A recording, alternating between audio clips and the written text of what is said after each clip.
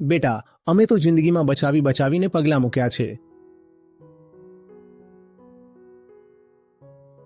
એ બુઢ્ઢાઓ, આટલું બચાવીને શું મળ્યું તને? થોડું તો લપસી લીધું હોત. હવે તો મરવા જઈ રહ્યો છે કે બચાવી બચાવીને અમર થઈ ગયો?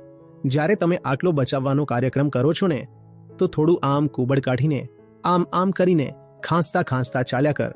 પોતાને યાદ કરાવતો રહે, આ માટે જ બધું બચાવી રહ્યો છે, આ માટે જ બધું બચાવી રહ્યો છે. કેટલો ગંભીર છે યાર. જિંદગી એ ગંભીર બાબત છે.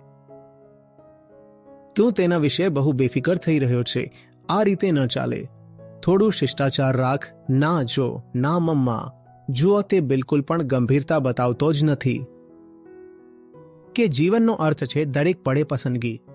ફરક નથી પડતો ભૂતકાળમાં તમે શું કર્યું. દરેક પળે તમારી સામે એક નવી તક ઊભી હોય છે. ભૂતકાળને કોણ બદલી શકે? કોઈ નહીં. પણ વર્તમાન જુઓ, ખુલ્લું આકાશ છે. જે જોઈએ તે માગો. સહેલાઈથી ન મળે તો મહેનત કરો. મજબૂરીઓ આગળ આટલું નમ્યા ન કરો.